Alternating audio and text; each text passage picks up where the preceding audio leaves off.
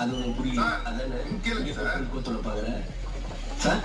சொல்லுங்க சார். இந்த மேட்ரு காண்டி வெளில வச்சுன்னு வைங்க, நம்மள மாதிரி இன்னசென்ஸ் ஆனவங்க மட்டும் இல்ல சார், பெரிய பெரிய போலீஸ் ஆபீசருங்க, அரசியல்வாதிங்க, வக்கீலுங்க, ஏன் சில ஜட்ஜி வரையும் உள்ள போற மாதிரி இருக்கு. அதுக்காண்டிதான் சொல்றேன், இந்த காரை போட்டு விட்டுருவோம்.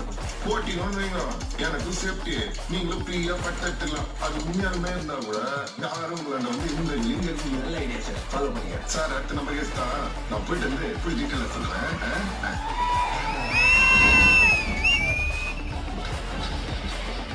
சார், நம்ம வேஷத்துல யாரை சார் நடிக்க முடியும்? நடிக்க வேண்டும் சார்.